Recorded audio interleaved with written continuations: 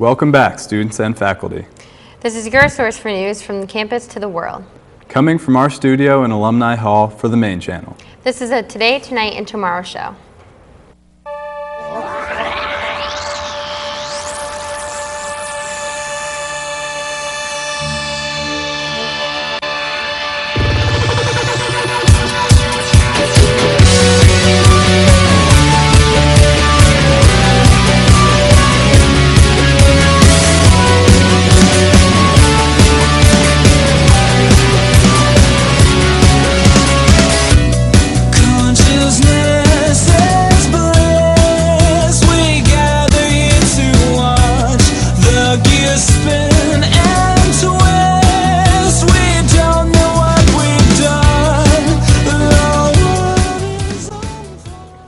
The governor proposes more funding for the UMaine system, but is it enough? An old dance club is reopening, but with a different name and face. Also, students took the time this past week to raise money for the Boys and Girls Club by taking a dip in the mall. And is there any truth to tabloid news? Well, a certain nocturnal creature is here this week to sing about it. Governor John Baldacci has proposed a $14.4 million budget increase over the next 2 years for the University of Maine system. Though the money will help, university officials say that it will not be enough to make up for the year's underfunding. John Diamond, the External Affairs Director, says that they have faced budget cuts and inadequate budget for the last 17 years. The additional funds will go towards employee compensation and offsetting health care and energy costs. The budget as it stands gives $175 million to the UMaine system, with 48% coming to its flagship campus. Officials are managing the money the best they can, so there are no big tuition increases soon. Other plans in Congress would provide UMaine with $3 million to connect research institutions and universities in Boston via a new high-speed internet line. Yo, yo, yo, Ushuaias is no longer the cry that will be uttered by students wanting to hit up the club on Park Street. The new term might become yo, yo, yo, Ultra Lounge. Here's Andrew DePhillip with more. The Orono Town Council approved liquor licenses for 103 Ultra Lounge, Bear Brew Pub, and the Sports Cafe recently. This now means students will have options and hopefully security when it comes to nightlife in Orono again. Ultra Lounge manager Robbie Snow felt relief after leaving council chambers. I did it. I guess I went in there and felt confident, and I think they responded, and I think they think it's a breath of fresh air. One of the biggest concerns for the council with all three bars was the safety of the establishments, a problem that ultimately led to Ushuaia's demise. Snow touched on some ways he intends to keep his club safe. Kicked around a lot of different ideas, and I feel that there's some new procedural issues that we'll have at Ushuaia, with the underage, the overage. I think that will alleviate some problems that the council had. There will be sort of a lax dress code too, and I think that will sort out the riffraff. If you plan on coming to the club, with a wife beater just on, you can probably expect to not get in. And I feel that goes, the same way for females too. The licenses will now have to go to the state for final approval. If all goes according to plan, students could be frequently the building at 103 Park Street again soon. My plan is to open, middle of March, probably when kids are getting back from spring break. I know the licensing has to go through with the state first, and before I can really do anything. But I'm hoping everything can get done and wrapped up by the middle of March and be open by St. Patrick's Day. This is Andrew DePhillip, the Today, Tonight, and Tomorrow show. Having trouble with those tax returns? Well, UMaine accounting students are providing free income tax preparation assistance every Monday from 2 to 4 in room 215 of the DPC Business Building. Bring your W-2s and 1099 form if you need the help. For more information, contact Steve Colburn on First Class. Kathleen March, a Spanish professor here at UMaine, has been named a senior Fulbright specialist. This award places her on a list of specialists selected to receive financial assistance for special teaching projects. March plans on using this opportunity to create or improve the language teaching programs in a Spanish-speaking country. March has taught here at Orono since 1984, and in 1977 she traveled to Spain as Fulbright Scholar. an award given by the same group, but for those still in school. Beta Theta Pi, the university's oldest fraternity, will hold its 14th annual Sleep Out next Friday. The Sleep Out will help raise money and awareness for the Rape Response Services of Bangor. All next week. The Brothers of Beta will be selling raffle tickets in the Memorial Union. And then on Friday, they will be locked out of the house from 6 p.m. to 6 a.m. The 37 brothers will spend the night on the front yard of their house, where they will have a bonfire and continue to sell tickets. Rape Response Services provides cross-intervention support groups, and community education. Last year, Beta managed to raise $2,000, while this year's goal is $3,000. University of Maine Cooperative Education is offering training for its Watershed Stewards program for Ellsworth area residents. From 6:30 to 9 p.m. Monday evenings, beginning March 19th, the training will help Ellsworth area residents clean up lakes. Focusing on the Branch Pond watershed area, Branch Pond supplies the area's water as well as fishing and recreational services. The training will take place at the Hancock County Humane Extension Office on Boggy Brook Road.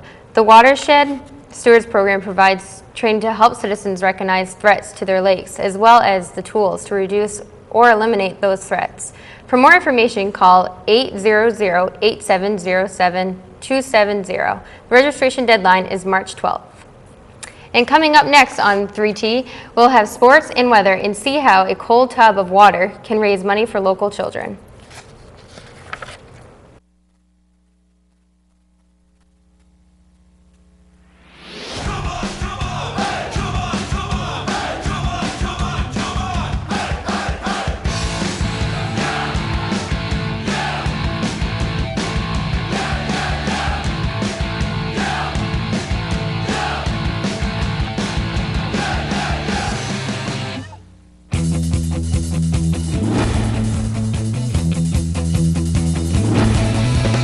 I relay mostly for my grandmother. She passed away from cancer about 3 years ago, and also for my little cousin who is a survivor now for 2 years.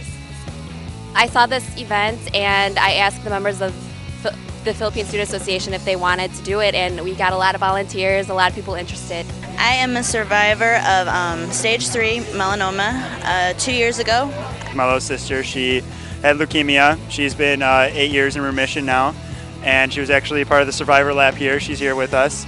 Me and my little sister and my whole family actually been through a lot and stuff, and so the fact that she's here to take that lab is really just very special.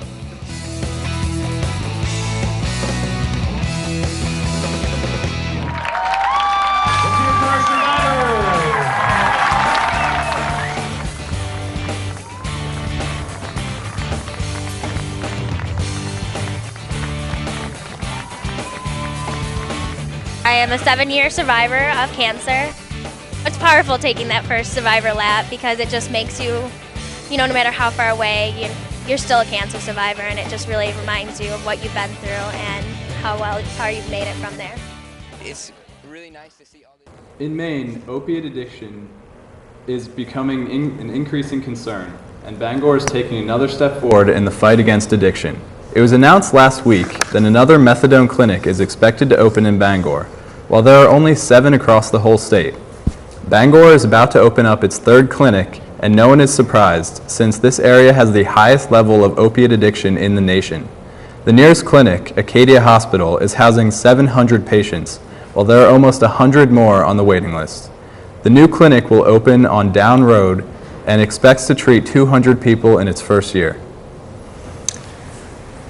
So what did the sports look like this weekend? Well, NBA's top players put on quite a show this past weekend. Sunday, Las Vegas hosted its first NBA All-Star game, complete with showgirls, strobe lights, and a performance by Wayne Newton. Despite the vast array of entertainment, showman Kobe Bryant rose to the occasion, taking home the trophy for Most Valuable Player.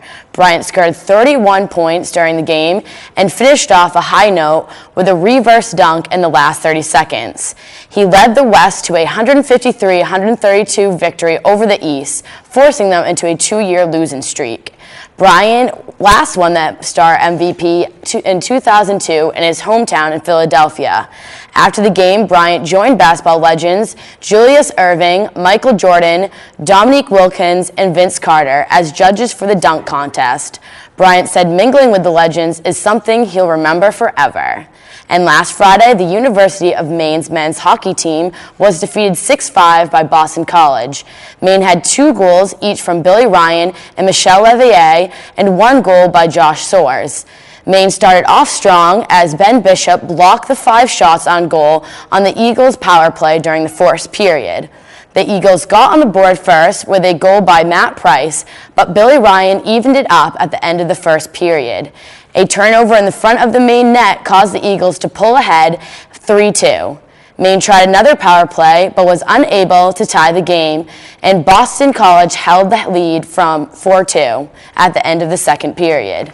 The Black Bears came out strong in the third period, making 2 goals in the first 8 minutes. With 5 minutes left in the game, the Eagles were winning 6-4, a lead the Black Bears could not overcome. Maine will return home on February 23rd and 21st to play Merrimack. So that's it for sports. Thanks. Thank you. The UMaine Employee Wellness Program will offer free health risk assessment to employees this week. The assessments include screenings for cholesterol, depression, heart conditions, among other assessments. Tomorrow, Thursday and Friday, the FFA room will be open from 7:30 to 5 for these assessments.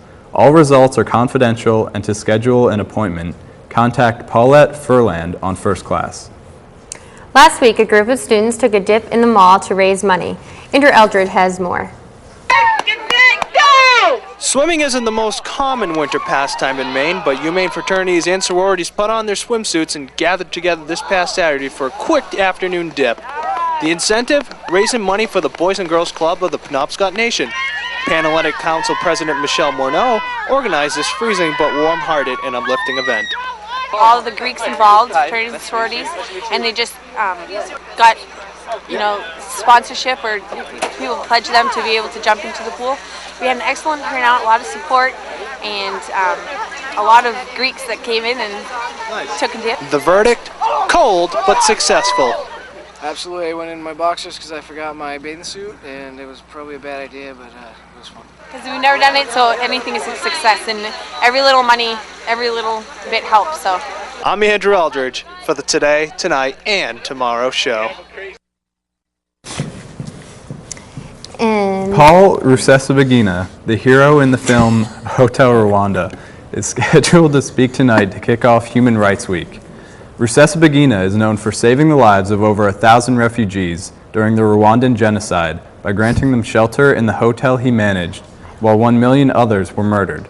He has received the National Civil Rights Museum Freedom Award and the Presidential Medal of Freedom for his action. Though the lecture is free, donations will be accepted. The lecture begins at 7 p.m. and will be held in the MCA. Bat Boy, the musical, a suspenseful comedic horror show, opened at the Hawk Auditorium February 16th. The play features a cast of 21 students, a director, and professionals from New York City and Boston. The show is a contemporary musical based on a story in Weekly World News tabloid about a boy bat creature living with a family in a judgmental rural community. The show features complex props, costumes, and lighting. The music selection includes rock, gospel, rap, ballroom dance, and country performances take place February 22nd to the 24th at 7:30 p.m. General admission is $12. Students with a Maine card will receive free admission.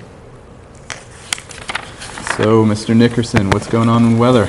Well, the snow finally came this week, and the skiers are pumped. I had some freshies on Wednesday and Thursday, but it's probably gotten tracked down by the weekend. Now let's take a look at the country, and we can see highs in the mid-60s in Texas, while in the Northeast, we're seeing the coldest weather in the nation at 17 degrees in Boston, with lowest temperature in Burlington at 3 degrees. We should be seeing blue skies for the rest of the day, as most of the cloud cover here around the Great Lakes. Tonight, you can expect it to drop to single numbers around the state, and in Bangor should be around 3 degrees. But a little north, that'll be dropping down to about 10 degrees colder. Tomorrow should be a little warmer, with 40 degrees in Boston, 26 here in Bangor, and 18 in Caribou. Tomorrow we shouldn't be seeing much precipitation, but the storm traveling northwards, and by Wednesday we should be seeing more snow. The storm sticks around Thursday and should be warm up, while it'll turn to rain and wash away this white goodness. Thanks, David. While we may be 2 months into our year, the Chinese just celebrated theirs, and it got Andrew Eldridge, the director of the main channel, reminiscing about his fellow rats.